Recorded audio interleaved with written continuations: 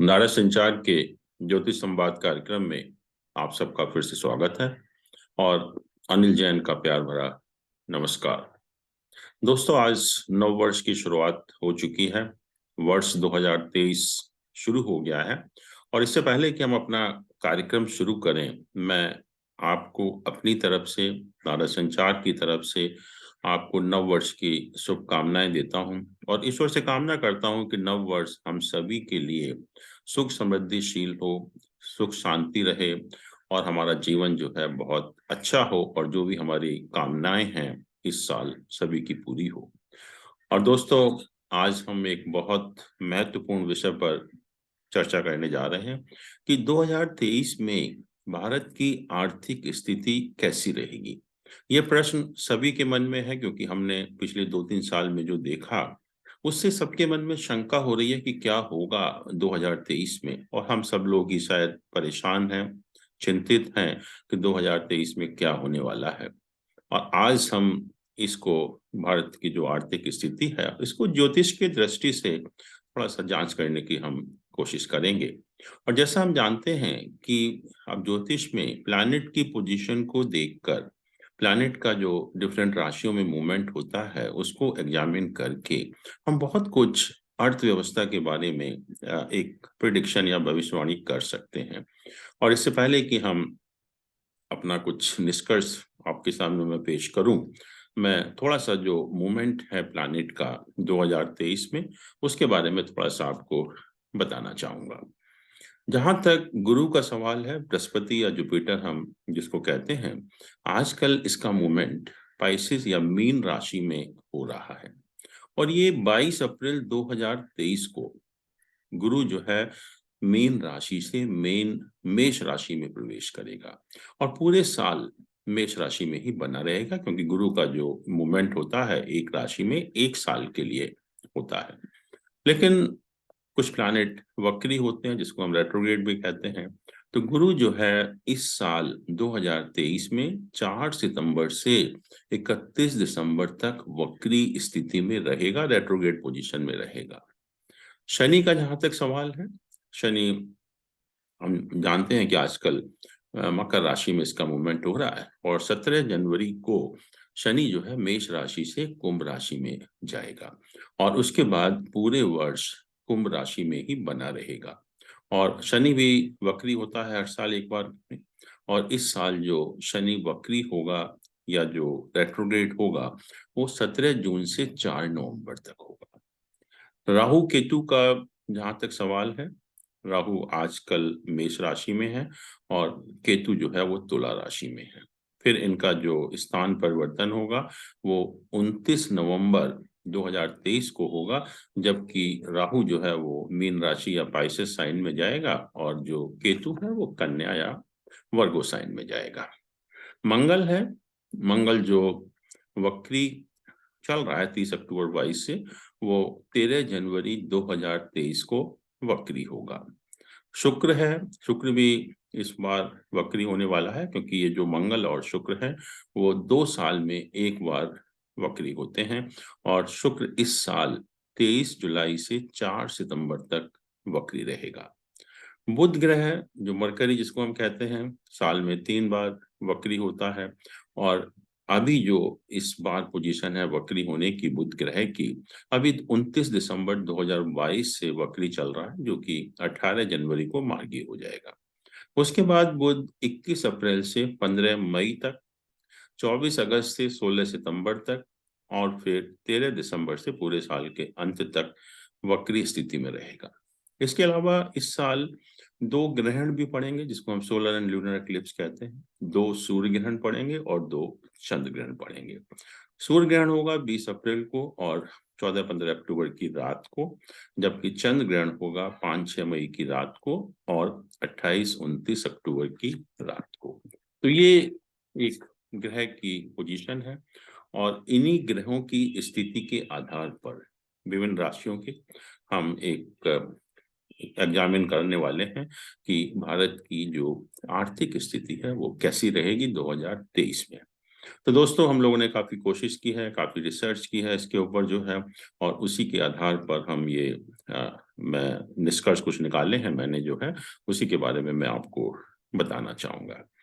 जहां तक कोरोना का सवाल है, जैसे हम आजकल जानते हैं कि हम दोबारा से सावधान हो गए हैं, गवर्नमेंट भी सतर्क हो गई है और जनता को भी सतर्क होना पड़ेगा।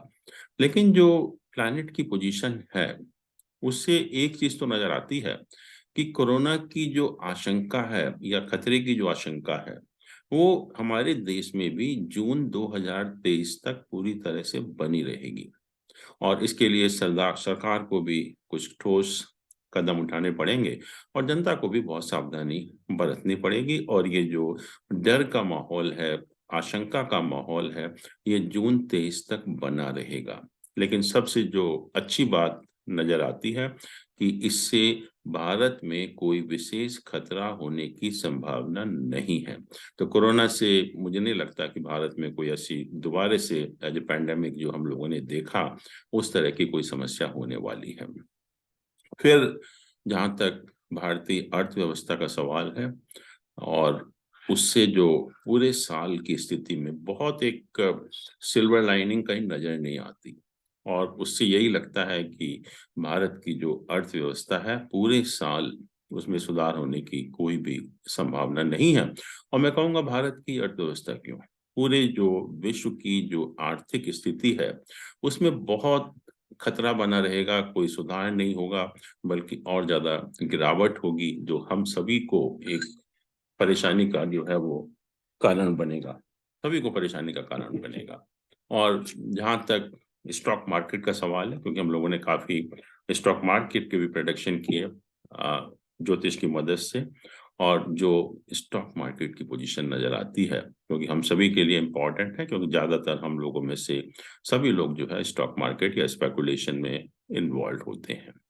तो जहां तक स्टॉक मार्केट की पोजीशन है, मैं ये कहूंगा कि जनवरी के तीसरे सप्ताह तक या जब तक जो शनि राशि परिवर्तन नहीं करता उस टाइम तक शेयर मार्केट में गिरावट रहेगी, उसमें कोई सुधार होने की संभावना नहीं है।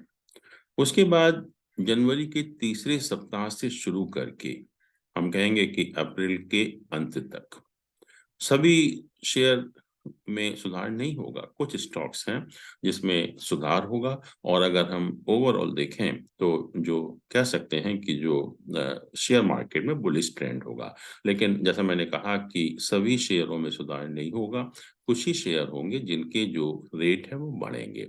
और उसमें से जो हमें नजर आता है ज्योतिष की दृष्टि से, एक तो ओल्ड इकोनॉमी शेयर है, आईटी शेयर्स हैं, ऑटोमोबाइल हैं, पीएसयू शेयर्स हैं, तथा कुछ जो हम कहेंगे कि ये रियल एस्टेट वाले शेयर हैं उसमें भी कुछ बढ़ोतरी होने की संभावना है। उसके बाद जो मई जून जुलाई 3 महीने हैं, इसमें शेयर मार्केट में बहुत ज्यादा वोलेटिलिटी रहेगी, बहुत ज्यादा एक डर रहेगा लोगों के मन में, जैसे हम कहते हैं ना फियर साइकोसिस जो है वो बना रहेगा। और इस पीरियड में शेयर मार्केट में काफी गिरावट होने की संभावना है। और उसके बाद अगर हम अगस्त सितंबर अक्टूबर में प्लैनेट की पोजीशन देखते हैं तो दोबारा से एक पॉजिटिव फैक्टर या feel good factor share market में नजर आएगा और उस टाइम शेयर मार्केट में बढ़ोतरी होने की संभावना है, बुलिश ट्रेंड आपको सीधा सीधा नजर आएगा। लेकिन नवंबर और दिसंबर के महीने में खास तौर से जो शेयर मार्केट है उसकी जो पोजीशन है बहुत अच्छी नजर नहीं आती, बल्कि लगता है कि उस पीरियड में शेयर मार्केट में भारी गिरावट होगी जो जिससे लोग सभी हम लोग परेशान रहेंगे। और खास तौर से जो कुछ सेक्टर हैं जैसे ऑटोमोबाइल हुआ, ऑयल कंपनीज हुआ, सीमेंट हुआ, रियल एस्टेट हुआ, इन स्टॉक्स में भारी गिरावट आपको नजर आएगी। जहां तक क्रिप्टो करेंसी का सवाल है, उसकी भी जो पोजीशन है पूरे साल तक खराब ही बनी रहेगी और उसमें कोई भी सुधार होने की आशंका नहीं है, बल्कि और उसकी जो पोजीशन है वो खराब भी होगी। जहां तक इन्फ्लेशन का सवाल है, वो इन्फ्लेशन बढ़ेगा। हम गवर्नमेंट पूरी तरह से कंट्रोल करने की कोशिश कर रही है, लेकिन लगता नहीं है कि इन्फ्लेशन में कोई कमी आएगी और महंगाई से पूरे भारत में सभी जगह परेशानियां बढ़ेंगी और लोगों का रोष भी काफी सरकार के प्रति आपको नजर आएगा। कुछ जो नॉन फेरस मेटल होते हैं, सोना चांदी या जो भी नॉन फेरस मेटल हैं, उनके दामों में कोई विशेष बदलाव होने की संभावना नहीं है। इस पूरे साल जो है थोड़ा बहुत उतार चढ़ाव हो सकता है, लेकिन कोई भी ऐसा नहीं लगता कि बहुत ज्यादा इनके प्राइसेस में वेरिएशन होगा। जहाँ तक हमारी जो क्लाइमेटिक कंडीशंस हैं, जिसको हम क्लाइमेटिक इमरजेंसी कहते हैं हमारे देश में खास तौर से, और उसके लिए जो पोजीशन है काफी खराब होने वाली है। सरकार को उसके लिए काफी पैसा खर्च करना पड़ेगा और उसकी वजह से भी महंगाई जो है वो बढ़ने की संभावना है। पिछले कुछ सालों में हमने देखा कि जो हमारा जीडीपी का प्रिडिक्शन था, जीडीपी ग्रोथ का, वो नहीं हो पाया पूरा। और हमने 2022 में भी प्रेडिक्शन देखे, डिफरेंट डिफरेंट एजेंसीज के प्रेडिक्शन देखे, लेकिन कहीं हम उसके आसपास नहीं पहुंचे। लेकिन 2023 में जीडीपी का जो भी प्रेडिक्शन है उसके हम बिल्कुल भी पास नहीं पहुंच सकते। इसका मतलब जीडीपी की जो ग्रोथ है बहुत कम होगी, जो उम्मीदों के हिसाब से बिल्कुल भी आसपास नहीं होगी। और इसके अलावा जो रियल एस्टेट मार्केट है उसकी पोजीशन भी खराब होगी। और जो हम कहेंगे कि प्रॉपर्टी के मामले में जो खरीद और बेच होती है उसमें काफी एक डल टाइप की कंडीशन रहेगी, या विशेष कोई उसमें ना चेंज होगा ना कुछ बदलाव होने की संभावना है। तो इस टाइप से हम लोगों ने कोशिश की है कि नव वर्ष 2023 में क्या होने वाला है जहाँ तक आर्थिक स्थिति का सवाल है। और इसका भी जो, मैं भारत की बात नहीं कर रहा बल्कि पूरे विश्व में भी जो आर्थिक स्थिति है 2023 में वो खराब ही बनी रहेगी। और भी जो संभावना है, जो रशिया यूक्रेन वार चल रहा है उसमें भी ऐसा नहीं है कि कोई सोल्यूशन निकलेगा, और उससे भी जो है पूरे विश्व में काफी त्राही त्राही मचेगी, आर्थिक स्थिति काफी खराब रहेगी। तो दोस्तों, इसी के साथ मैं दोबारा से आपको नव वर्ष की शुभकामनाओं के साथ अपना प्रोग्राम समाप्त करते हैं। थैंक यू सो मच, धन्यवाद।